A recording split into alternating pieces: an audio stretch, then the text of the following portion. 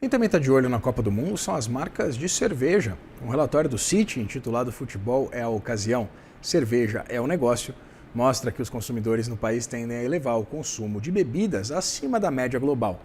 Sobre esse relatório, eu converso agora com Renata Cabral, diretora de Act Research do Citi. Renata, seja muito bem-vinda, é um prazer ter você aqui. Obrigada, Vitor. Prazer estar aqui com vocês também. Renata, queria começar perguntando sobre esse número discrepante em relação à população brasileira.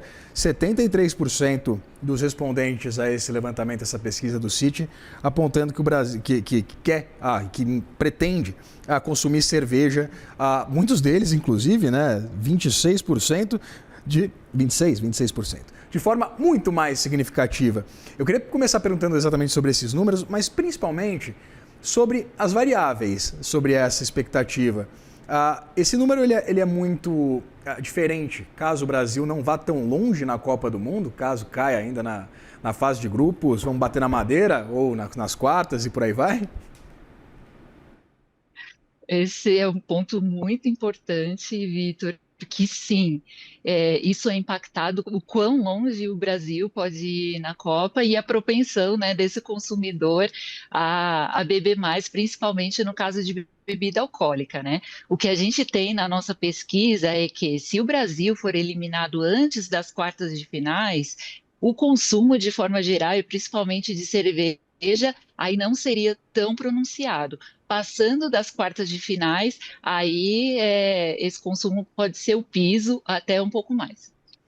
Eu queria entender, Renata, que se com uma Copa do Mundo mais longa e com mais seleções participando, né? Agora, pela primeira vez na história, vamos ter 48 seleções participantes da Copa do Mundo.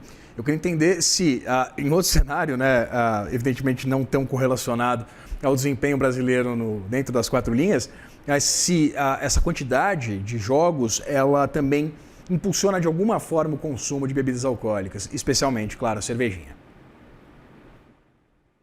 Sim, essa Copa do Mundo vai ter quase 40 dias de Copa contra uma média das Copas anteriores de 30 dias. Então, só aí a gente tem 10 dias a mais, né?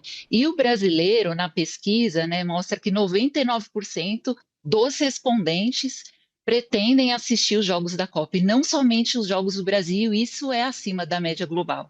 Então, é claro, o desempenho da seleção brasileira é muito importante porque ela cria ocasiões de consumo, as pessoas com a família, com os amigos, mas também o brasileiro acompanha outras seleções, né? E tendo mais seleções e mais dias de Copa, né, que a gente nunca viu no passado. Então, assim, a tendência é que realmente isso beneficia as ocasiões de consumo, né? E a cerveja é apontada como a bebida número um do brasileiro, né, relacionando ela a ocasiões de Copa do Mundo.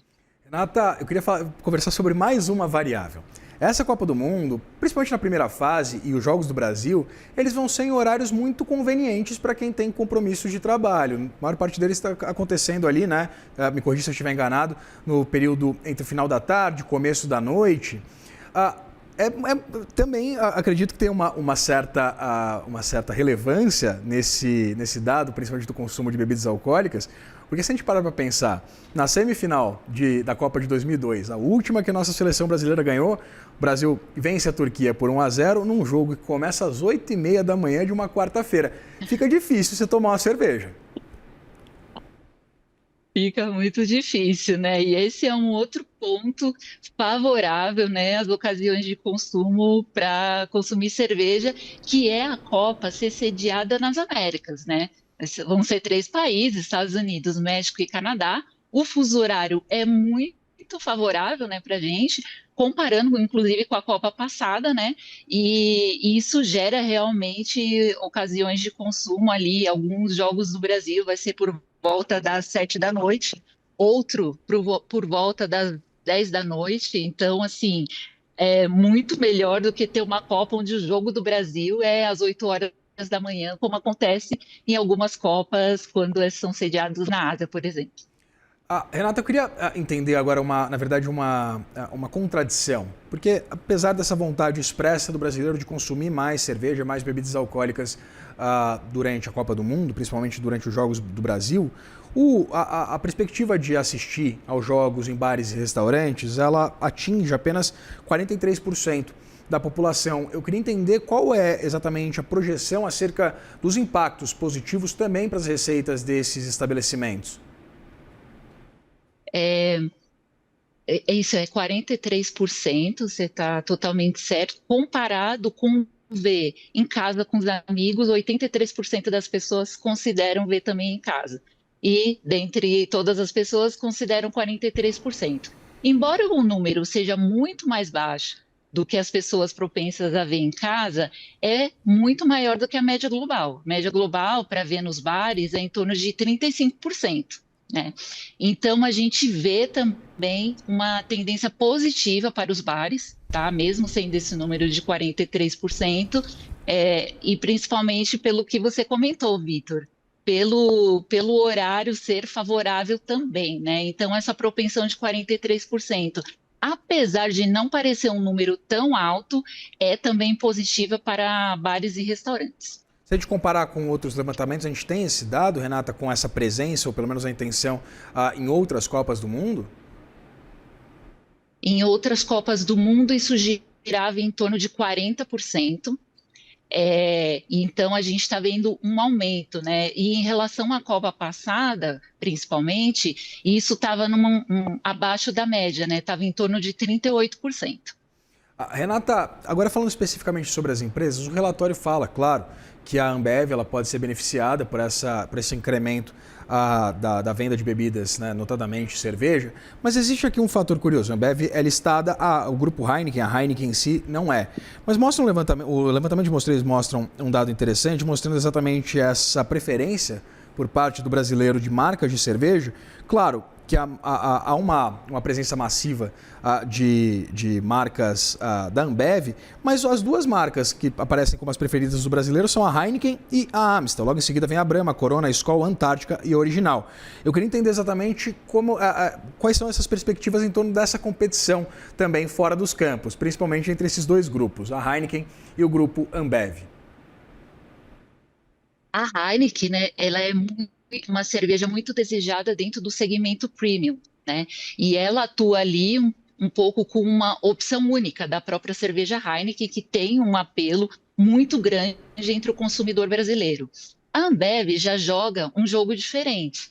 Ela tem um portfólio de cervejas premium, né? E também tem um portfólio gigantesco, né? De cervejas que a gente chama core, né? Que tem já um ponto de preço diferente para brigar com a Heineken, digamos assim, né? Então, assim, colocando todas as cervejas premium para brigar com a Heineken, a preferência da Ambev ali acumulada seria de 36% contra só a Heineken, cerveja verdinha, sozinha, sendo de 40%, né? Então, mostra que, primeiro, o consumidor tem a propensão de consumir bastante cerveja premium, né? A gente só não sabe se essa propensão ao consumo vai ser possível com o nível atual de endividamento das famílias, né? Mas o que a gente entende é que essas marcas continuam fortes e que a Ambev briga com um portfólio mais múltiplo de cerveja em relação à Heineken. Renata, você cita um ponto que eu acho bastante relevante a gente abordar com um pouquinho mais de profundidade,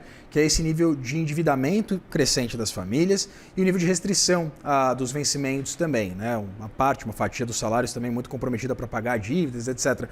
O brasileiro está disposto a se endividar mais para consumir durante a Copa do Mundo? Vitor, é o que mostra a pesquisa. Inclusive, foi um dado que eu achei muito interessante, né? Porque a pesquisa também aborda o quanto que os respondentes, né, todos os países que a gente colocou, que foram 7 países, estariam dispostos a gastar a mais durante a Copa do Mundo. Né? No Brasil, a gente ficou em torno de R$ 670, enquanto que a média desses 7 países que a gente pesquisou ficou em R$ 635. A gente está falando de países como Estados Unidos, Canadá, Inglaterra, Itália, e assim, a gente tem uma renda muito menor que esses países e a gente está acima da média, né? Então, isso foi muito interessante de ver, principalmente sabendo que esse ano das maiores preocupações que saem em muitas pesquisas por parte do consumidor é exatamente o endividamento. É isso, né, Renata? Seja para afogar as mágoas, caso o Brasil saia derrotado dessa Copa do Mundo, seja para comemorar o Hexa, esperadíssimo, a sexto título, sexta estrela na nossa camisa, bebamos. Conversei com Renata Cabral, diretora de Equity Research do Citi. Renata, muito obrigado pela disponibilidade de conversar com a gente. Obrigada, Vitor. Um prazer. Prazer foi nosso.